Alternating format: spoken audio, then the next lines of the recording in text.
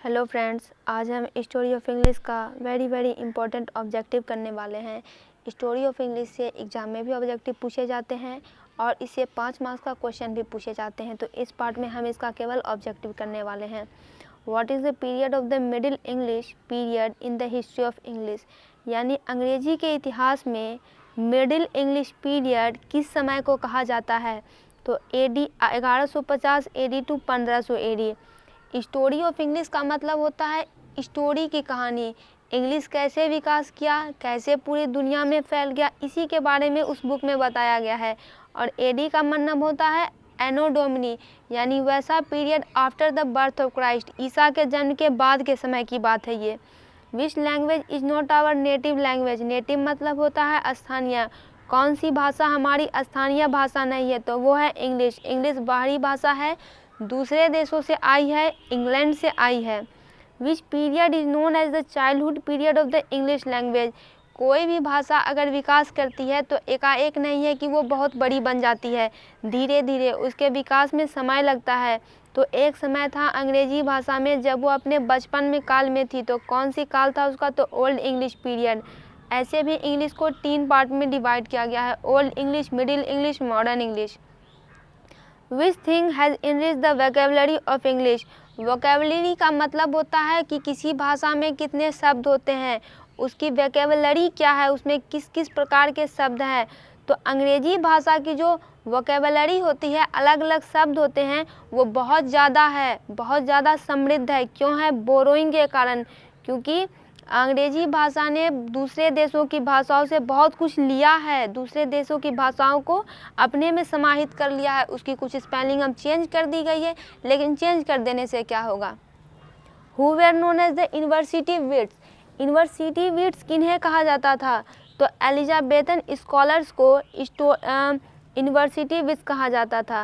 University wits का मतलब ये एक फ्रेज था जो कि 16वीं सदी के अंग्रेजी नाटककारों को दिया गया था, जो कि यूनिवर्सिटी यानी ऑक्सफोर्ड और कैम्ब्रिज यूनिवर्सिटी से पढ़ते थे और बाद में वो एक प्रसिद्ध सेकुलर राइटर बन जाते थे। Who was the greatest dramatist of Elizabethan age, सभी लोग जानते हैं कि एलिजाबेथन एज के सबसे महानतम नाटककार शेक्सपियर थे। शेक्सपियर आज भी उतने ही महान है जितना कि वो पहले हुआ करते थे। अगर आप भी आज पता करें कि greatest dramatist of all time, तो आपको शेक्सपियर का नाम ही ऊपर आएगा। इनका पूरा नाम विलियम शेक्सपियर था। Who wrote arms and the man, तो आर्म्स एंड द मैन एक पुस्तक का नाम है जो कि GB शॉ, यानी अगर आपको जॉर्ज बर्नार्ड शॉ भी लिख दे तो आप समझ जाइएगा मतलब GB शॉ है। विच लैंग्वेज है ए ब्राइट फ्यूचर, चूँकि इस पूरे बुक में स्टोरी ऑफ इंग्लिश की बात की गई है, तो सबसे ब्राइट फ्यूचर किसका है, भविष्य सबसे अच्छा किसका होने वाला है, तो स्वाभाविक है इंग्लिश। क्योंकि मान लीजिए कोई भी सीरियल अगर किसी पे भी बनता है तो उसी के बारे में दिया हुआ रहता है, उसी की बड़ाई की जाती है, चाहे वो सीरियल रावण पे क्यों ना बना हो। तो जब स्टोरी ऑफ इंग्लिश की बात की जा रही है तो कॉमन सेंस है कि यहाँ पे इंग्लिश के ब्राइट फ्यूचर की ही बात की जाएगी। विच लैंग्वेज है जिस ऑन रिसीव प्रोनाउंसिएशन, किस लैंग्वेज का अपना RP यानी रिसीव प्रोनाउंसिएशन है, तो इंग्लिश का। वेयर इज इंग्लिश स्पोकन, अंग्रेजी अब कहाँ बोली जाती है, तो पूरी दुनिया में बोली जाती है। क्यों बोली जाती है? क्योंकि कभी ना कभी कहीं ना कहीं अंग्रेज़ों ने बहुत सारे देशों पर राज किया, तो इस देश से उस देश ये भाषा जो है बढ़ती चली गई, फैलती चली गई। What is the main language of United nation, संयुक्त राष्ट्र की मुख्य भाषा कौन सी है, तो है English. Which language has become a global language, global का मतलब होता है वैश्विक, तो कौन सी भाषा अब वैश्विक भाषा बन चुकी है, विश्व की भाषा बन चुकी है, तो English. Which language the second language of India, Bharat की दूसरी भाषा कौन सी है, तो वो भी इंग्लिश होगा। क्योंकि हमारी जो भाषा है वो तो हिंदी है, मातृभाषा हिंदी है, लेकिन अंग्रेज़ों ने यहाँ भी राज किया, तो यहाँ पे भी उनकी भाषा जो है बहुत ज़्यादा फैल गई। Which language function as a link language between south and north India, दक्षिण भारत और उत्तर भारत में एक भाषा है जो कि जोड़ने का काम करती है, लिंक करती है, तो वो अंग्रेजी भाषा है। क्योंकि आप लोग देखते होंगे फिल्म में, TV में कि वहाँ के लोग अलग अलग भाषा बोलते हैं, तेलुगु बोलते हैं, तमिल बोलते हैं, तो जोड़ने का काम, अगर आप तमिल तेलुगु तो सीख नहीं सकते हैं क्योंकि सीखने में समय भी लगेगा, टाइम कंज्यूमिंग है, तो वहाँ के लोग अंग्रेजी भी जानते हैं। अगर आपको अंग्रेजी आ जाएगी तो आप वहाँ के लोग से आराम से कम्युनिकेट कर लेंगे। Who are known as the international Indian English writer, यानी अंतर्राष्ट्रीय भारतीय अंग्रेजी लेखक किनको कहा जाता है, तो वो है सलमान रश्दी और V S. Naipaul. In which century did the English poetry begin to be written, किस सेंचुरी में भारत में अंग्रेजी में कविताएं लिखनी शुरू हो गई, तो वो थी 19th century. A passage to India भी एक पुस्तक की नाम है जो कि E.M. फॉस्टर के द्वारा लिखी गई है।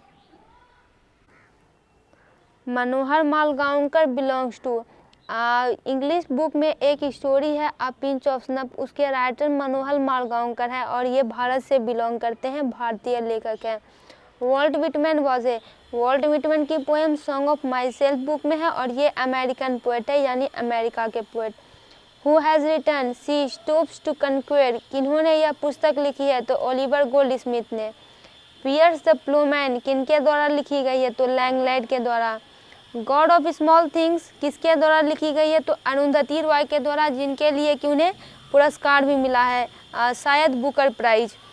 Year 1066 is taken to be the end of the dash period, 1066 year को किसके एंड के रूप में जाना जाता है, तो ओल्ड इंग्लिश इस समय खत्म होती जा रही थी।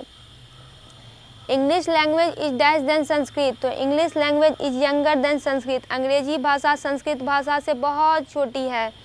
Westland is written by, Waste Land किसके द्वारा लिखी गई है, तो T.S.